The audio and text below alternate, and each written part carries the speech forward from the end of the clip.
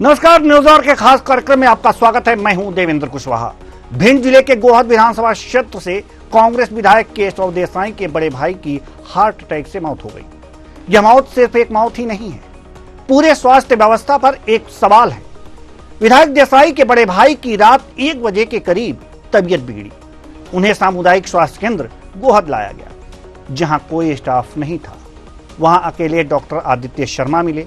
BMO को भी call लगाया, कोई रिस्पांस नहीं मिला और 108 पर फोन करने पर डॉक्टर से रेफर का कागज बनवाने की सलाह मिली। एक तरफ मरीज तड़प रहा है, दूसरी तरफ अस्पताल पहुंचकर फोन पर डॉक्टर बुलाए जा रहे हैं और एम्बुलेंस सच्ची सलाह दे रहे हैं। ऐसे में जो होना था वही हुआ।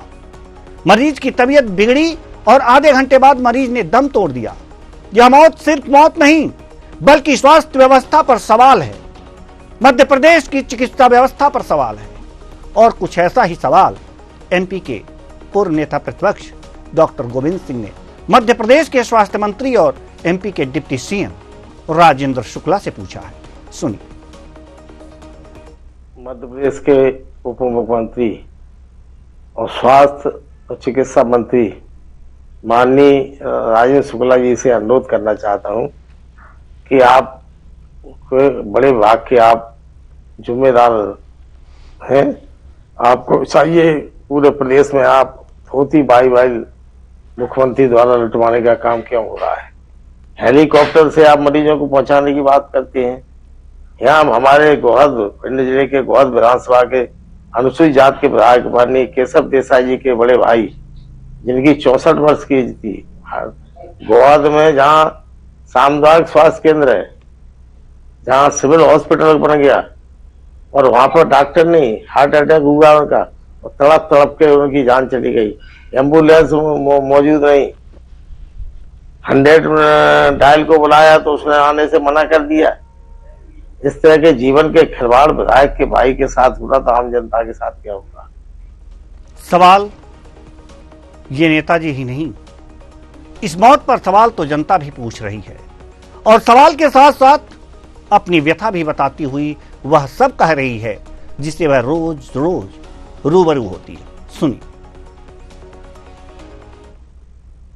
माननीय विधायक केशव देसाई जी के भाई को हार्ट अटैक हुआ था, वहाँ पहुँचे, मालूम पड़ा कि कोई डॉक्टर उपलब्ध ही नहीं है। और दूसरी चीज़, डॉक्टर तो उपलब्ध कब होंगे, अपनी ओपीडी छोड़ के वो अपने अपने घरों पे बंगलों पे मरीजों को देख रहे हैं। व्यवस्था पूरी खराब है, दवाई नहीं है, कुछ ऐसी दवाइयाँ हैं वो जो ट्रिप नहीं है, कुछ दवाइयाँ नहीं है। और जो जांच भी हो रही है उसमें क्या है, वो उसको लाइन में लगा देते हैं। कई लोग इमरजेंसी किसी को आना है और या ब्लड की जांच या शुगर की जांच इमरजेंसी में कराना है तो उसको लाइन में खड़ा कर देते हैं और कहते हैं कि अभी तुम्हारा नंबर नहीं आया। उधर मरीज की दम निकल रही है और वो कह रहे हैं आप लाइन में लग जाइए। खड़े होने की स्थिति में नहीं है, उससे कहते हैं लाइन में लग जाइए, अभी आपकी जाँच होगी। ये व्यवस्था पूरी हॉस्पिटल की चौपट है। सारे डॉक्टर ग्वालियर चले जाते हैं, मुख्यालय पर कोई रुकता नहीं है। और रात के समय जाओगे तो इतनी बुरी कंडीशन है, मुश्किल से एक डॉक्टर मिलेगा, वो भी जगाना पड़ेगा उसको जाके कि भैया पेशेंट आया हुआ है आप देख लूँ। रात की व्यवस्था बिल्कुल चौपट है। खैर, विधायक के भाई की मौत के बाद, ध्यान दीजिएगा, मौत के बाद बड़े अधिकारी आए, जांच किए और जांच करने के बाद क्या कह रहे हैं जरा आप सुन लीजिए। देखा मैंने व्यवस्था के बारे में, मेरे पास शिकायतें आई थी कि चिकित्सक यहाँ नहीं रहते हैं हेडक्वार्टर पर। उसके बारे में मैंने चर्चा की है चिकित्सकों से और उसका निराकरण करेंगे। हम बायोमेट्रिक मशीन लगाएंगे यहाँ, जिससे कि उनकी अटेंडेंस जो सुनिश्चित हो, सुबह शाम दोनों टाइम बराबर यहाँ डॉक्टर मिले। और कुछ यहाँ एक समस्या है, जैसे मैटरनिटी में है, वहाँ लेडी डॉक्टर हमारी छुट्टी पर गई हुई है, इस वजह से वो व्यवस्था थोड़ी गड़बड़ है। लेकिन उसके लिए हम कहीं दूसरी जगह से व्यवस्थित करेंगे। एक डॉक्टर को हमने यहाँ ट्रेनिंग के लिए भेजा है, हमारे सीएमएचओ ने पटेल से भेजा है, तो उनको हम ट्रेन करेंगे। वो आ गई है, उन्होंने ज्वाइन भी कर दिया। और बाकी यहाँ दवाओं की डॉक्टर मुख्यालय में रुकती है, उसके बारे में हम अभी चर्चा कर रहे हैं अपने डॉक्टर से। और जो नहीं रहते उनके आगे विरुद्ध कार्रवाई करेंगे, उनको एक नोटिस देंगे। उसके बाद अगर नहीं सुधरते तो कार्रवाई करेंगे। शिकायत मिली थी, जांच करने आए हैं, नोटिस देंगे, बायोमेट्रिक लगवाएंगे, ये सब बातें सुनते सुनते कान पक गए हैं। वही घिसी पिटी अधिकारियों की बातें। लेकिन जनता के नुमाइंदे क्या कहते हैं, जिनके हाथ में सत्ता की चाबी है? आइए यह भी जान लेते हैं। देखिए, मध्य प्रदेश में चाहे विधायक हो, उनके भाई हो या कोई आम नागरिक हो, किसी के भी साथ इस तरह की घटना होती है तो बेहद दुखद है। इस मामले में भारतीय जनता पार्टी सरकार संवेदनशीलता से काम कर रही है और अगर किसी तरह की लापरवाही पाई जाएगी तो लापरवाह लोगों के ऊपर कार्रवाई की जाएगी। कांग्रेस पार्टी को ऐसे विषयों पर राजनीति नहीं करना चाहिए। भारतीय जनता पार्टी और सरकार पीड़ित परिवार के साथ है, हमारी संवेदनाएं परिवार के साथ हैं और भविष्य में इस तरह की घटना ना हो पाए इसके लिए भी ध्यान रखा जाएगा। ध्यान रखा जाएगा, इस पर राजनीति ना हो तो राजनीति हो किस पर? राजनीतिक दल बोले किस पर? एक विधायक के भाई की मौत हो जाती है लापरवाही के चलते, आम जनता की क्या स्थिति होगी? कई लोग कहेंगे कि कांग्रेस की भाषा बोल रहे हैं, लेकिन जो सत्य है हम तो वही बोलेंगे। आज इसी मुद्दे पर करेंगे चर्चा और चर्चा के लिए हमारे साथ जो मेहमान जुड़े हुए हैं उनसे आपका परिचय करा दें। डॉक्टर गुलरेज शेख, प्रवक्ता बीजेपी, अंबिका शर्मा, प्रवक्ता कांग्रेस, रमेश शर्मा, वरिष्ठ पत्रकार। बहुत बहुत स्वागत है तीनों मेहमानों का हमारे इस कार्यक्रम में। चर्चा की शुरुआत करते हैं डॉक्टर गुलरेज शेख आपसे। बीजेपी के प्रवक्ता ने कहा कि इस पे राजनीति कांग्रेस कर रही है, राजनीतिक दल है, राजनीति करेगी, और इस विषय पे राजनीति ना करे तो विषय किस पर राजनीति करे? डॉक्टर गुलरेज शेख। देवेंद्र जी, सबसे पहले तो मेरी संवेदनाएं हैं मृतक के साथ और उनके परिवार के साथ, और मेरे साथ मेरे दल की संवेदनाएं हैं। और मैं अभी जो ज्वाइन किया हूं केवल बतौर भारतीय जनता पार्टी प्रवक्ता की हैसियत से नहीं, बतौर एक क्वालिफाइड डॉक्टर की हैसियत से भी किया हूं। और ये बात एक फैक्ट है कि डॉक्टर आज के समय तो डॉक्टर जो है वो प्राइवेट में प्रैक्टिस करता है और वो सरकारी नौकरी की तरफ आकर्षित इतना नहीं होता क्योंकि उसको देहात में जाना पड़ता है। मैं बड़ी खुली किताब की तरह बात कर रहा हूँ। सरकार की वांट हमेशा रहती है, डॉक्टर्स आप एक काम कीजिए, अपने जहां पर भी आप भोपाल में हो, जहां पे भी बैठे हो, जिला चिकित्सालय में जाके अपने आप को इंट्रोड्यूस कीजिए कि मैं एक फ्रेशर MS हूँ, MD हूँ और मुझे ज्वाइन करना है। आपके लिए CHMO खड़ा हो जाएगा कि कल से ही ज्वाइन करो आप, और वो कल से ही आपको ज्वाइन कराएगा, अच्छी सैलरी भी दिलवाएगा। इसके लिए कोई, क्योंकि MHR हमेशा बॉन्ड्स रहती है, ऐसा नहीं है कि उसके लिए अलग से MP क्लियर करना हो तब मिलेगा। डॉक्टर्स को तो स्पेशली देखिए, medicine, MBBS, paediatrics, radiologist, orthopaedics, वो गायनेकोलॉजिस्ट, ये ऐसे 6 विभाग है जिसकी हमेशा भर्ती खुली ही रहती है, उसी टाइम उसको मिलता है। लेकिन डॉक्टर वो कोई आप उसको जबरदस्ती ला नहीं सकते। लेकिन यहाँ पर तो डेफिनेटली राजनीति हो रही है। मैं ये बात क्यों कह रहा हूं, उसका कारण समझिए। स्टेटमेंट अलग अलग आ रहे हैं। पहले स्टेटमेंट में विधायक महोदय कैसे ये बात आती है कि डॉक्टर शर्मा का नाम आता है, उन्होंने उनको अटेंड किया, और उसके बाद पूर्व नेता प्रतिपक्ष जो थे वो जो कहते हैं कि डॉक्टर नहीं था। तो ये दोनों बातें अपने आप में अलग अलग आ जाती है। CHMO कहते हैं कि हाँ डॉक्टर ने अटेंड किया था, हार्ट अटैक से मृत्यु हुई, और मैंने भी ऐसे कई हार्ट अटैक देखे कि डॉक्टर अटेंड करता है, उतनी देर में गाड़ी में बिठाया जाता है, इतनी देर में पेशेंट कोलैप्स हो जाता है। तीसरी चीज मैं कांग्रेस के प्रवक्ता से पूछना चाहूंगा, अब मैं डाटा सामने रख रहा हूं और अंबिका जी भी डाटा सामने रखे। ये जो पर्टिकुलर सीट है, ये सीट पिछले 6 सालों से कांग्रेस के पास है। 2018 में रणवीर जाटव जी यहां से विधायक बनते हैं, हाथ के पंजे के ऊपर। 2020 में उपचुनाव होता है, उसमें मेवाराम जाटव विधायक कांग्रेस जीतते हैं, और अभी 2023 में केशव देसाई जीतते हैं। इन्होंने एक बार भी क्या इस विषय पर सरकारी अस्पताल को लेकर, डॉक्टरी को लेकर, स्वास्थ्य सुविधाओं को लेकर, अपने खुद के विधानसभा क्षेत्र के लिए कभी प्रश्न उठाया, कभी लिखित में दिया? अगर लिखित में दिया हो या प्रश्न उठाया हो तो अंबिका शर्मा कांग्रेस के आधिकारिक प्रवक्ता है, आप प्रमाण पे प्रस्तुत करें। जी अंबिका शर्मा जी, जवाब दीजिए आप। सबसे पहले तो उस मृत आत्मा के प्रति और उसके परिवार के प्रति मेरी पूरी संवेदनाएं हैं। आवाज नहीं आ रही जी, पहुंचाने का प्रयास करेंगे। जी जी, आपकी आवाज आ रही है? जी हेलो जी जी, आपकी आवाज आ रही है। जी डॉक्टर सेठ से मेरा अनुरोध है, मेरी गुजारिश है जी कि वो कह के बच नहीं सकते कि डॉक्टर ग्रामीण क्षेत्रों में नहीं जाते हैं, वो विभिन्न विषयों के विशेषज्ञ होते हैं, MPMS होते हैं और वो नहीं जाते हैं। एक संवेदनशील मुद्दा है और संवेदनशील मुद्दे को यदि उठाना राजनीति है तो हम ऐसी राजनीति करते हैं जहाँ जीवन और मरण का प्रश्न हो। आपकी चिकित्सा व्यवस्था इतनी जर्जर हो गई हो, जहाँ पर विधायक के परिजन इलाज के अभाव में मर रहे हों, डॉक्टर नदारद हों, तो यह चिंता का विषय है। बहुत बड़ा यक्ष प्रश्न है, बहुत बड़ा प्रश्न चिन्ह है आपकी सरकार की क्षमताओं के ऊपर और संवेदनाओं के ऊपर कि जनमानस की मूलभूत समस्याओं के प्रति, स्वास्थ्य सेवाओं के प्रति आप कितने संवेदनशील हैं।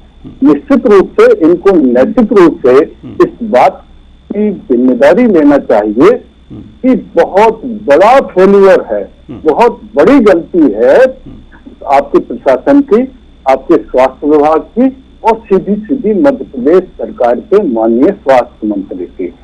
अब रहा सवाल कि वहाँ के स्थानीय विधायक ने आपका ध्यान आकर्षित क्यों नहीं किया, तो आप कैसे आधिकारिक तौर पर ये कह सकते हो कि हमारे माननीय विधायक ने आपकी सरकार का ध्यान आकर्षित नहीं किया होगा। निश्चित रूप से कई बार ऑरली मौखिक रूप से भी निवेदन किया होगा आपके स्वास्थ्य मंत्री से और बताया होगा कि हमारे यहाँ ये गड़बड़ियां हैं स्वास्थ्य विभाग में, तो आप इन बातों से बच नहीं सकते। जो भी हर PSC पर, हर स्वास्थ्य केंद्र पर, ये नहीं गोहद का ही मामला नहीं है, यहाँ पर ग्वालियर चंबल संभाग नहीं पूरे मध्य प्रदेश में जितने भी स्वास्थ्य केंद्र ग्रामीण क्षेत्रों में है वहाँ से डॉक्टर निर्धारक रहते हैं, प्राइवेट प्रैक्टिस करते हैं। तो लगाम लगाने का कर विपक्ष का है या सरकार का है? आप भाग थोड़ी नहीं सकते अपनी इस जिम्मेदारी से या अपनी इस कर्तव्यपरायणता से। आपको पब्लिक के प्रति, जनता के प्रति जवाबदेह होना ही पड़ेगा और इस गंभीर मुद्दे पर आपको एक्शन लेना पड़ेगा। आपको अपनी स्वास्थ्य व्यवस्थाओं में, स्वास्थ्य सेवाओं में आमूलचूल परिवर्तन भी करना पड़ेगा। आपको विवश करना पड़ेगा कि लोग मुख्यालय पर रहें, गंभीर मरीजों को तत्काल अटेंड करें, लोग इलाज के अभाव में बेमौत न मारे जाएं। ये तो बेशर्मी की बात है। यदि हम इससे पल्ला झाड़ लेते हैं कि भाई ये परिस्थितियां रही होंगी और वो परिस्थितियां रही होंगी, और ये CM है तो कह रहे हैं कि मैं जांच कराऊंगा, उसका तो परिवार का व्यक्ति गया है, इलाज के अभाव में बेमौत मरा है। मेरा ये कहना है कि आपकी सीधी सीधी जिम्मेदारी है, आप इस जिम्मेदारी को स्वीकार करिए और आप मानिए कि कहीं ना कहीं बहुत बड़ी गड़बड़ियां, बहुत बड़ी लापरवाही आपके स्वास्थ्य विभाग में है। बिल्कुल, स्वास्थ्य विभाग में एक गड़बड़ी है और इसी का परिणाम है कि ये घटनाएं हो रही हैं। हम आना चाहेंगे रमेश शर्मा जी के पास, वरिष्ठ पत्रकार हैं आप। डॉक्टर गुलरेज शेख ने एक बात कही है कि विधायक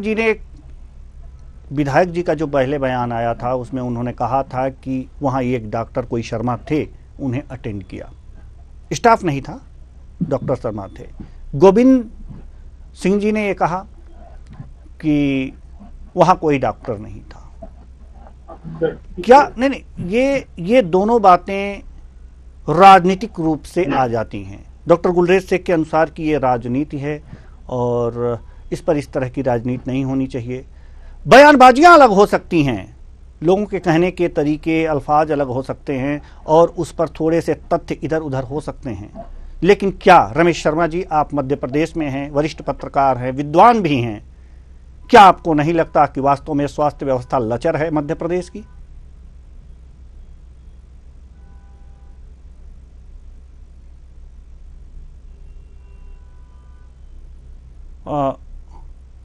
डॉक्टर रमेश शर्मा जी, माफ कीजिएगा रमेश शर्मा जी, अगर जो आप अपना हेडफोन निकाल दें तो आपकी आवाज शायद हम तक पहुंच पाए। आपकी आवाज हम तक नहीं पहुंच पा रही है।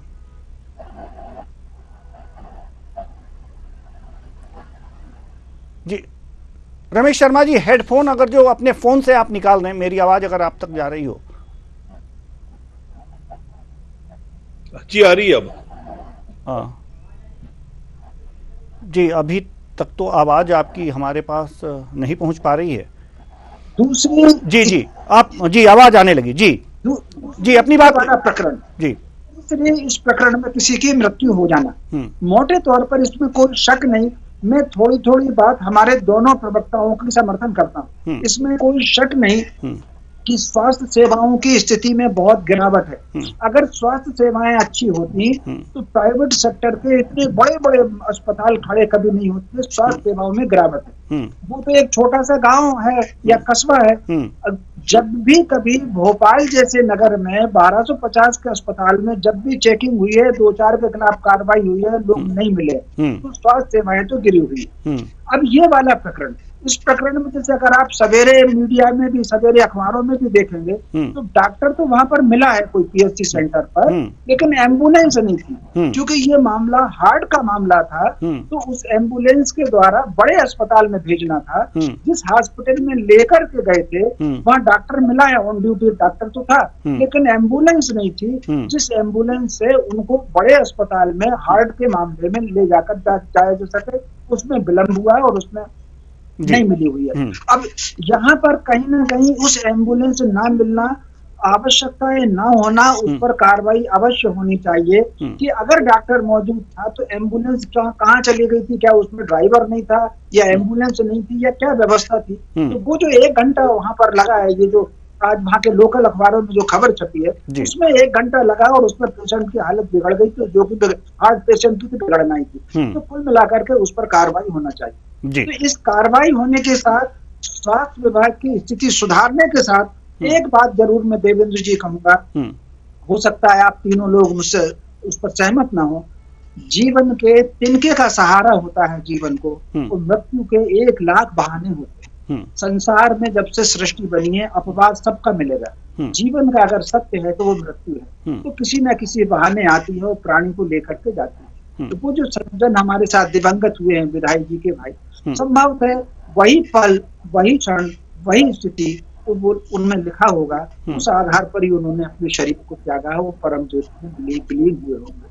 हमको जीवन के इस सत्य को भी स्वीकार करना चाहिए। जीवन का सत्य अगर है तो वो मृत्यु है। जिसकी आ जाती है उसको कोई नहीं बचा सकता, जिसको नहीं आती है भगवान जी उसको हाथ से उठाकर कहीं दूसरी जगह रख देते हैं और उसका जीवन बचता है। लेकिन मृत्यु के सत्य के साथ स्वास्थ्य विभाग की गिरती हुई स्थिति को ढांका नहीं जा सकता, उस पर कार्रवाई होनी चाहिए। डॉक्टर मिला है, एम्बुलेंस वाले पर कार्रवाई होनी चाहिए। जी डॉक्टर मिला है, एम्बुलेंस वाले पे कार्रवाई होनी चाहिए। डॉक्टर गुलरेज शेख, वरिष्ठ पत्रकार महोदय जो रमेश शर्मा जी, आपकी बातों से हम असहमत हो ही नहीं सकते।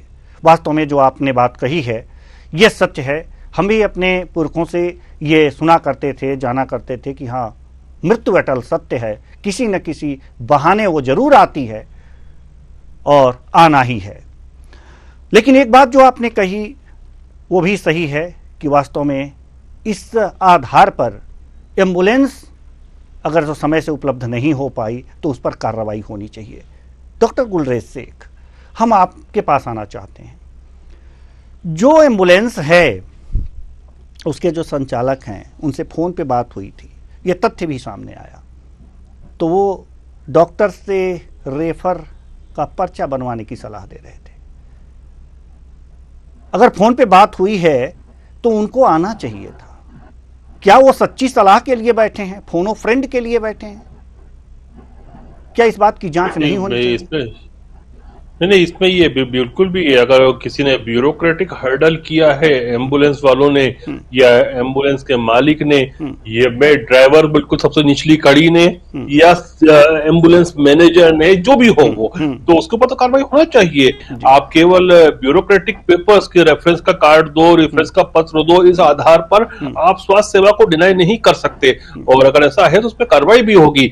लेकिन मैंने एक बात जो कही मेरे बारे में, इन्होंने कांग्रेस के प्रवक्ता ने एक झूठ बात कही कि मैंने इनको कहा कि हमारे पास ये जो फैसिलिटीज के इन ब्रांचेस के 6 प्रमुख ब्रांचेस के डॉक्टर्स हैं वो जाते नहीं है ग्रामीण अंचल में या छोटे कस्बों में। मैंने ये नहीं कहा, मैंने कहा ज्वाइनिंग नहीं करते हैं। गवर्नमेंट जॉब्स को ज्वाइन नहीं करते हैं, गवर्नमेंट किसी को विवश नहीं कर सकती। आप ये बताइए, आप चाहे शर्मा जी हो या देवेंद्र भाई आप खुद हो, आपको क्या सरकार किसी चीज के लिए जबरदस्ती करवा सकती है कि आपको ये काम करना है? आपको दूरदर्शन में सर्विस दे रही है, आपकी मर्जी, आप न्यूज अवर में दे, आपकी मर्जी हो तो आप किसी इंटरनेशनल चैनल पे दे, और आपकी मर्जी हो तो आप दूरदर्शन पे दे।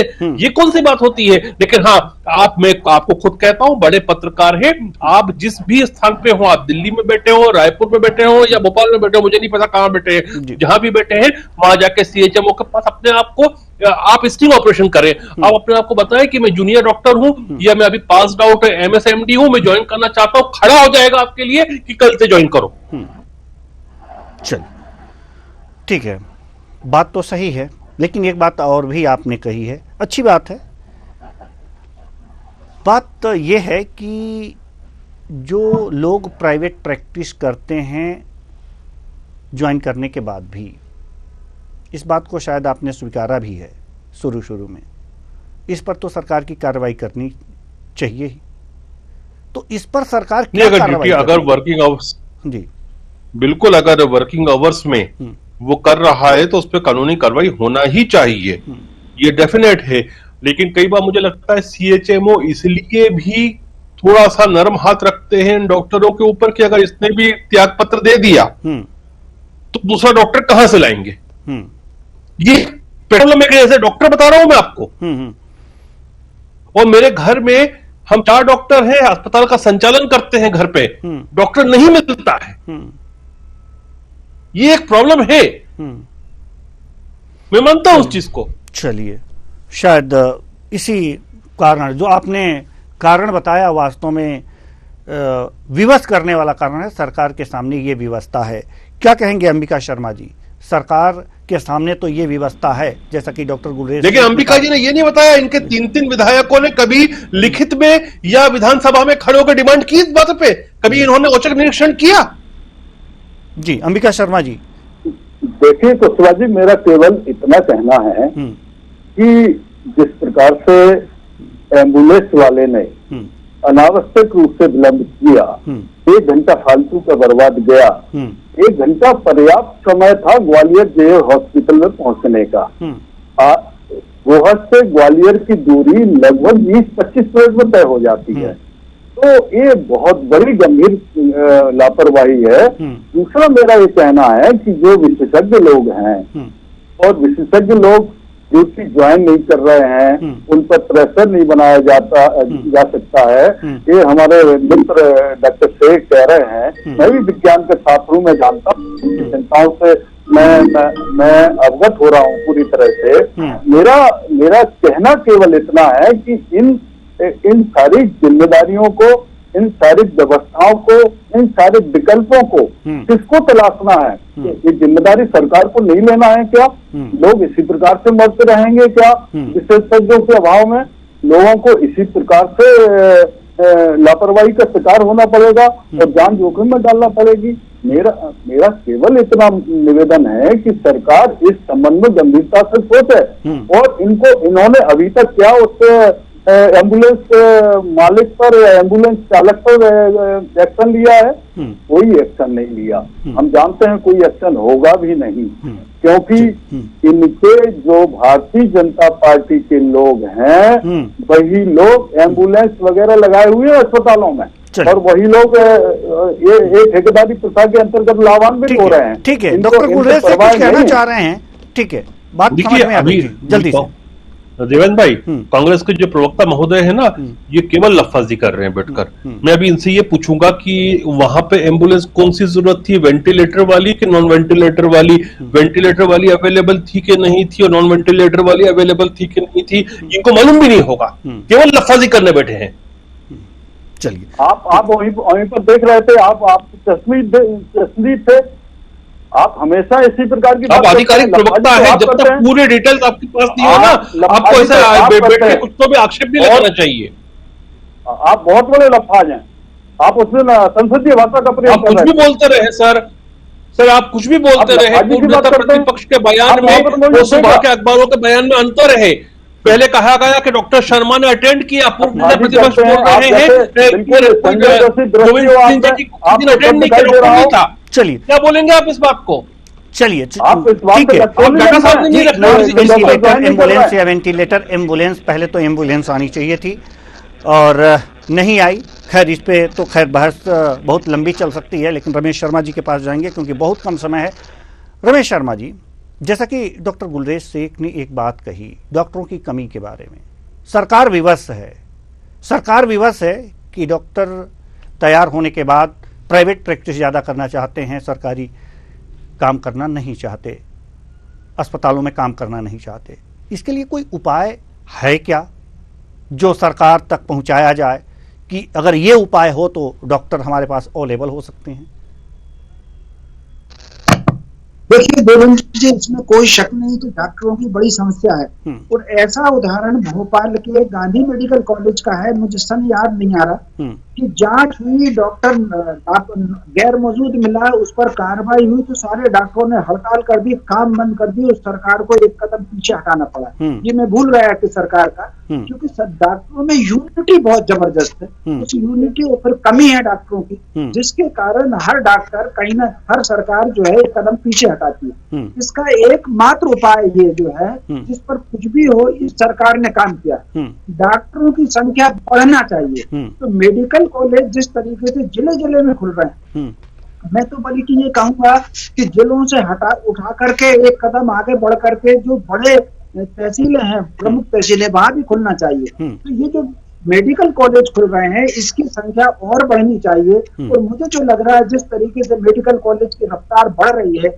या पेरेंट्स भी मध्य प्रदेश से बाहर, हिंदुस्तान से बाहर मेडिकल पढ़ने के लिए लोगों बच्चों को भेज रहे हैं, ये जो डॉक्टरों की संख्या जैसे ही बढ़ेगी, कंपटीशन हो जाएगा, तो ये जो है ये समस्या अपने आप खत्म होगी। जैसे एक जमाने में इंजीनियर नहीं मिलते, इंजीनियरिंग कॉलेज इतने खुल रहे कि अब इंजीनियर बेकार घूम रहे हैं, ठीक उसी प्रकार मेडिकल कॉलेज की संख्या बढ़े और जैसे जैसे डॉक्टर निकलेंगे, डॉक्टर का इफरात होगा और उनको फिर अपनी आजीविका के लिए कंपटीशन बढ़ेगा और वो फिर गांव पर भी रहेंगे, 4 घंटे की जगह 6 घंटे काम भी कर पाएंगे। तो वो संख्या उसकी बढ़ना चाहिए। सरकार इस दिशा में काम कर रही है। मैं समझता हूँ 5 साल में ये सब 5 वर्ष हमको कम से कम इसका इंतजार करना पड़ेगा। जी तो कुछ देर और इंतजार सही, बाकी डॉक्टरों की कमी की पूर्ति भी हो सकती है।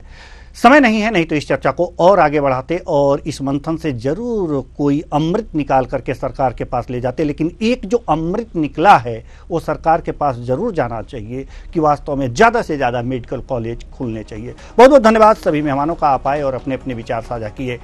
तो अभी तक तो जो स्वास्थ्य की व्यवस्था है मध्य प्रदेश की, वो खुद वेंटिलेटर पे है, सिस्टम ही वेंटिलेटर पे है। सरकार के पास बेचारगी है, डॉक्टर नहीं है, लेकिन एम्बुलेंस वाले भी मनमानी कर रहे हैं और उस पर कार्रवाई होनी चाहिए।